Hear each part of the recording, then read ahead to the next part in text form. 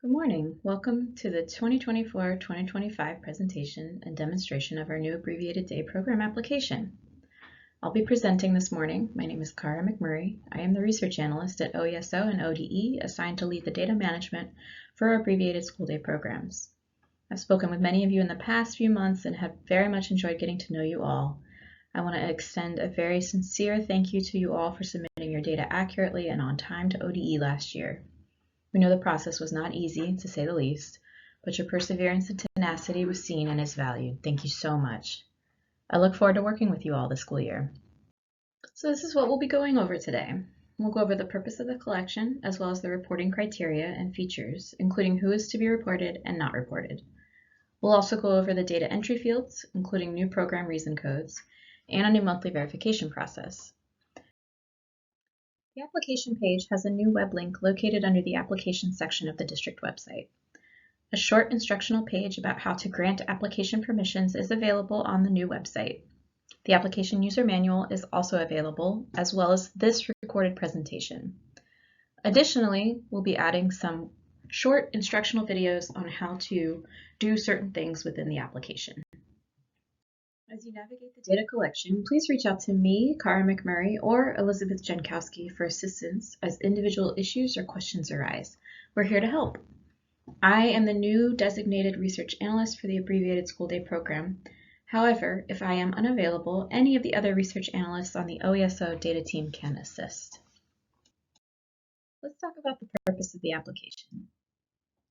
The purpose of the Abbreviated Day collection is to collect student-level records for those who are on an Abbreviated School Day program. SB 819, signed into law last summer, created new provisions relating to Abbreviated School Day programs. This data will be used for tracking and monitoring the use of Abbreviated School Day program per SB 819 and providing guidance and technical assistance to districts and agencies.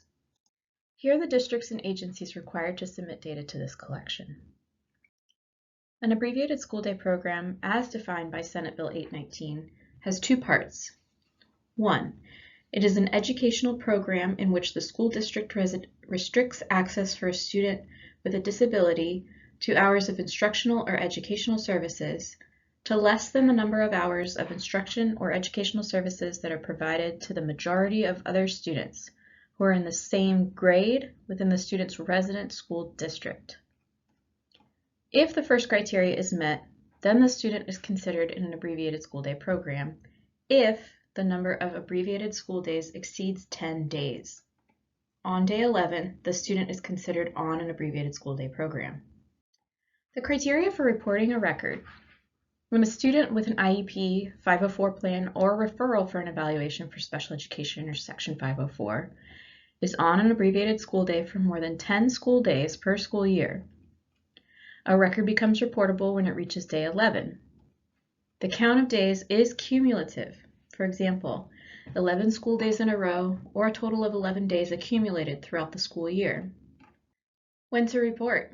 Report all records that meet the criteria from July 1st to June 30th. The collection is open year-round, so you will report records meeting the criteria throughout the year. When should you report the records? As soon as possible. It is best to do it in the same day or the next day while it is still fresh on everyone's mind. This is not a collection with open and close dates, thus you can report year-round and are encouraged to do so. These are the types of students that districts are not required to report. Let's talk more about the application features. Last year, this data was collected via consolidated collections. This year, it has its own application with different but similar features. Different from last year is the ability to edit a record after its creation. The data that cannot be edited and should be carefully entered is the program start date and the initial parental consent date. The process of deleting records is cumbersome and requires a ticket to ODE, so please take care when entering these data.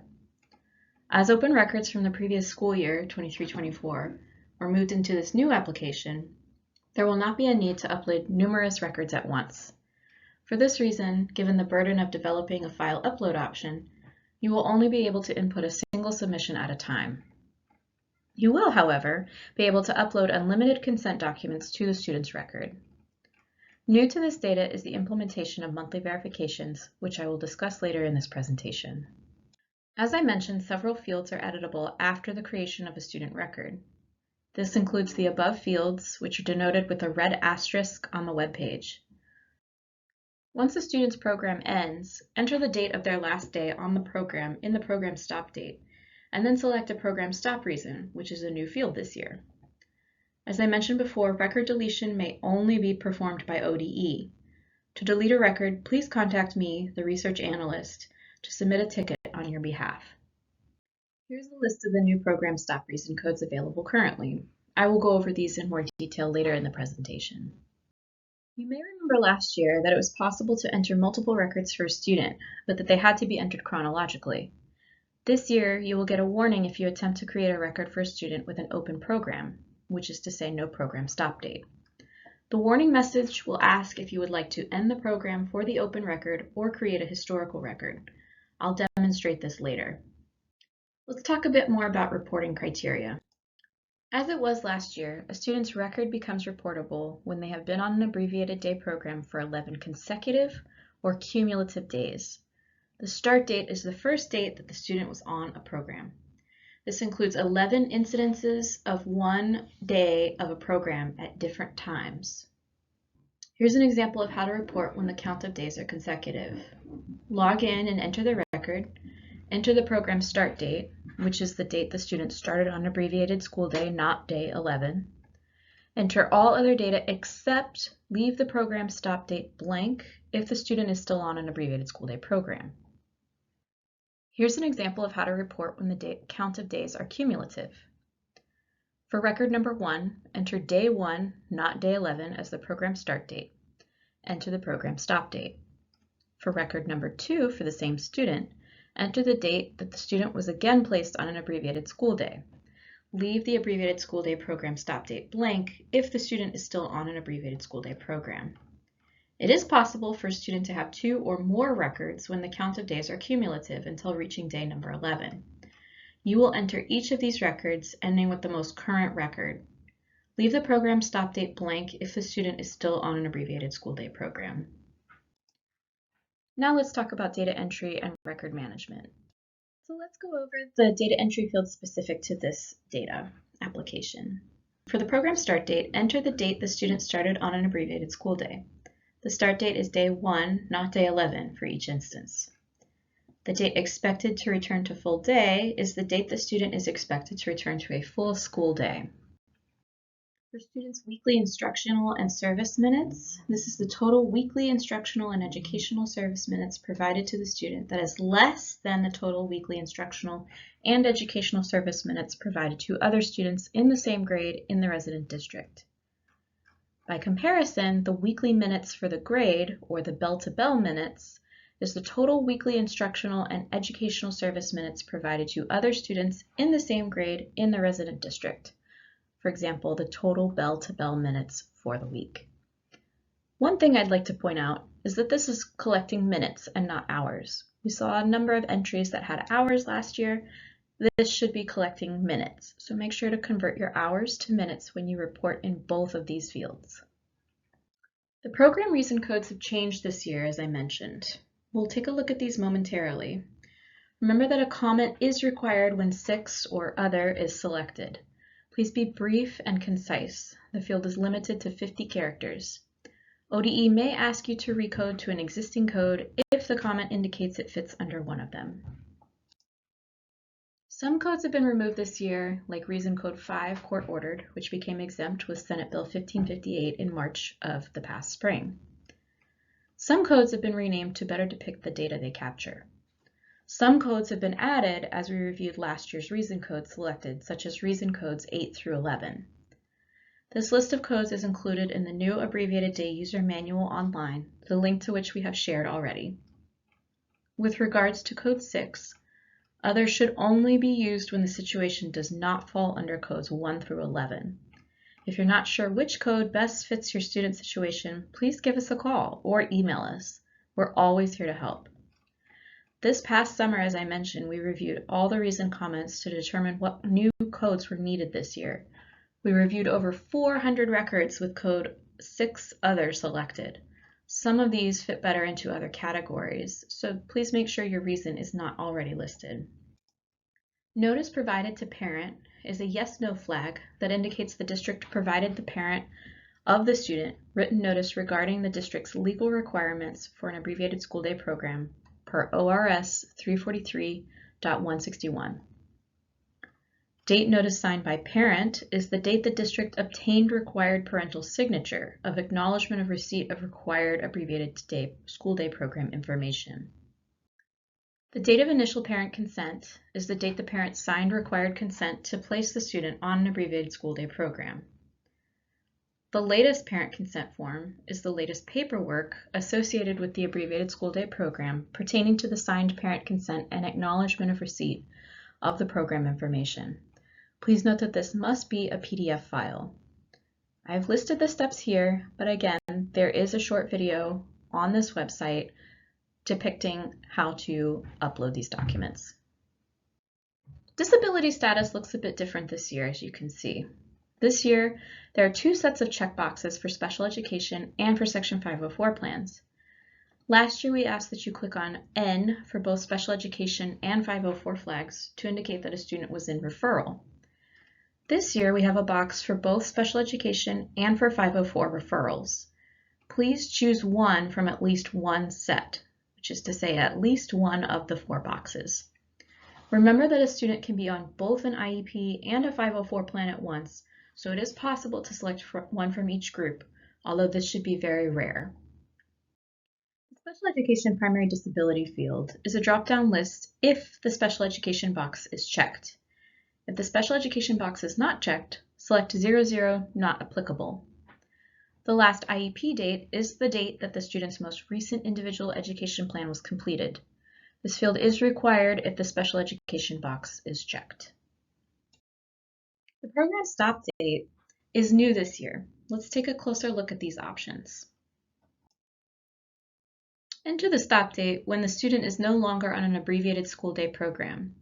The student moves out of state or to another resident district. The student graduates with a regular high school diploma. Student returns to regular education or is no longer in special education or on 504 plan. The student referred for an initial evaluation for special education or 504 when the evaluation is complete and the student is found ineligible. Here are the new stop reason codes. These codes are to be used in the same way as the program reason codes are used. Select the code that best fits the student's program stop reason. Leave this along with the program stop date blank if the student is still on an abbreviated school day program. These fields are subject to change. We will probably update them in the year. If you see that you need to add a field or something is not listed, please reach out to us and we can help you select the best field. A student may have more than one record in the application. This means that a student has multiple records with dates in the program stop date field. This year, the application will ask you to add a new record or edit an existing record for a student with an open record, which is to say they do not have a stop date in their record. You can see in this window that Daphne, Daffy, Della, Louie, and Quackmore all have program start dates, but no program stop dates. These are examples of open records. This is the process by which you can expect notifications from ODE regarding monthly verifications of your district's data. Note that October will be our first month doing monthly verifications, so we anticipate some learning curves both for you and for us. I will provide a demonstration in a separate video posted to the same application website. A couple of troubleshooting and frequently asked questions I want to discuss. We saw a lot of instances where a student was coded other, but in the comment field something like medical was added. These students should have been coded as one. It is absolutely okay to use other if your student doesn't fit a code. If you're unsure about the reason code, please don't hesitate to reach out to the research analyst or the data owner whose contact information is posted in these slides. We hope to eliminate other in the future, but for now are keeping it to capture anything not specified in this current list so that we can update the list in the future. There is no option to delete records on the district level, as there was last year. To delete a record, please contact the research analyst or the data owner who will submit a ticket on your behalf. This process is cumbersome. Please be very careful when entering data. Make sure you do not enter any start dates or consent dates incorrectly, as these are not editable fields. Everything else can be edited by going to the student's record and clicking Edit. If you enter something incorrectly, simply change that field to the correct information and save the record again. You'll see a history of these edits at the bottom of the window. Different from last year is the ability to edit a record after its creation. The data that cannot be edited and should be carefully entered is the program start date and the initial parent consent date. The process of deleting records is cumbersome and requires a ticket to ODE, so please take care when entering these two fields. We need more time to program this feature so it operates optimally. We will be adding a delete button for the research analyst later on. This is all the information that I have about this at this time. As open records for the previous school year 23-24 were moved into this new application, there will not be a need to upload numerous records at once. For this reason, given the burden of developing a file upload option, you will only be able to input a single submission at a time. You will, however, be able to upload unlimited consent documents to the student's record.